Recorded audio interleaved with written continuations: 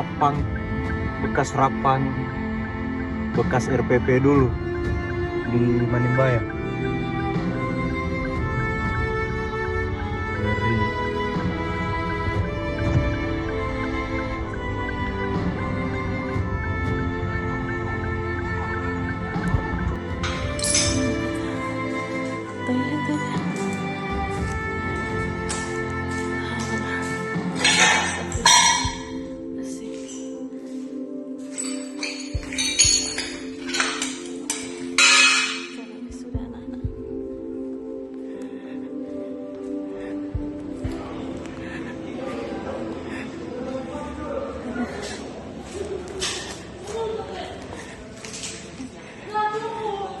Dari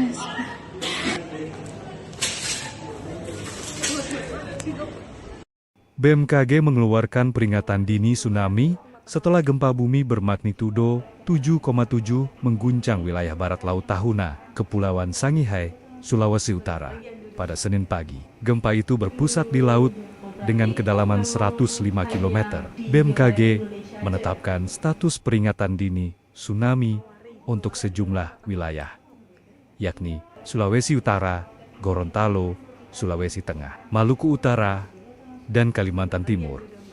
Masyarakat di daerah pesisir diminta tetap waspada, serta mengikuti arahan dan informasi resmi dari BMKG maupun otoritas setempat terkait perkembangan situasi pasca gempa.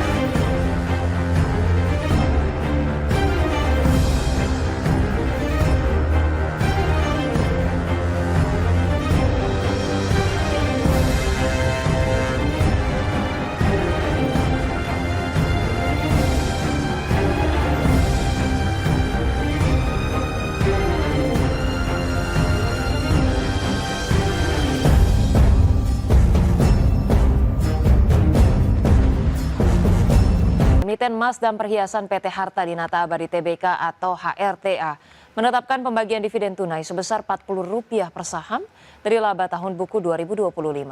Keputusan ini diambil seiring dengan kinerja perseroan yang melonjak tajam dan mencatatkan rekor tertinggi sepanjang sejarah perusahaan. Dalam rapat umum pemegang saham tahunan, HRTA menyetujui pembagian dividen tunai sebesar Rp40 per saham. Dengan mengacu pada harga saham di kisaran Rp2.300 per lembar, dividen tersebut setara dengan yield sekitar 1,8% dan dividen payout ratio 18,83%. Kebijakan ini mencerminkan komitmen perseroan dalam memberikan nilai tambah kepada pemegang saham. Sepanjang 2025, HRTA membukukan pendapatan sebesar 44,55 triliun rupiah atau melonjak 144,39% dibandingkan tahun sebelumnya. Laba bersih perseroan juga meningkat 121,29% menjadi 978,49 miliar rupiah. Pencapaian tersebut menjadi rekor kinerja tertinggi yang pernah dicatatkan oleh perseroan. Pertumbuhan kinerja HRTA ditopang oleh kenaikan volume penjualan emas murni yang meningkat menjadi 7,83 ton pada kuartal pertama 2026. Selain itu, harga jual rata-rata produk emas juga naik lebih dari 71% secara tahunan. Bisnis grosir masih menjadi kontributor terbesar dengan porsi lebih dari 90% terhadap total pendapatan perseroan. Hingga kuartal pertama 2026, HRTA telah membukukan pendapatan 20,16 triliun rupiah atau tumbuh hampir 197% secara tahunan. Laba bersih juga melonjak 189% menjadi 433,49 miliar rupiah. Didukung jaringan distribusi yang terus bertumbuh dan permintaan emas yang masih kuat, perseroan optimistis dapat mempertahankan momentum pertumbuhan pada tahun ini. Berbagi sumber, IDX Channel. Pemirsa, emiten produsen air minum dalam kemasan PT Sariguna Prima Tirta Tbk atau Cleo optimistis mampu mempertahankan pertumbuhan kinerja sepanjang 2026 meski di tengah ketidakpastian ekonomi. Daya beli masyarakat yang masih terjaga menjadi salah satu faktor utama yang mendorong optimisme perseroan terhadap prospek bisnis tahun ini. Manajemen Cleo menilai daya beli masyarakat yang masih terjaga menjadi fondasi penting bagi pertumbuhan industri air minum dalam kemasan atau AMDK. Perseroan juga melihat industri AMDK nasional masih mencatat pertumbuhan konsisten di kisaran 5 hingga 8% per tahun. Kondisi tersebut membuat Cleo optimistis mampu mempertahankan tren penjualan positif sepanjang tahun ini.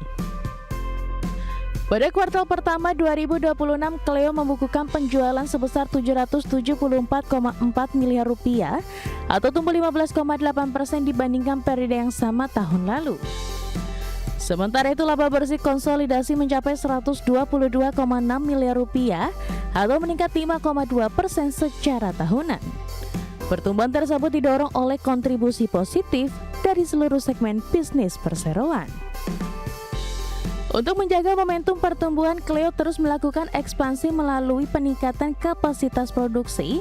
Tahun ini perseroan menargetkan 3 pabrik baru di Palu, Pontianak, dan Pekanbaru mulai beroperasi secara bertahap. Kehadiran pabrik tersebut diharapkan memperluas jaringan distribusi sekaligus meningkatkan efisiensi operasional perusahaan. Selain menambah kapasitas produksi, Cleo juga terus melakukan inovasi produk untuk menjangkau pasar yang lebih luas.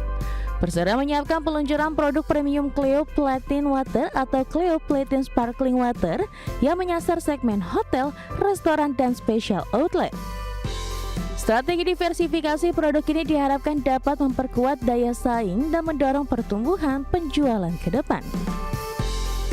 Berbagai sumber, IDX Channel.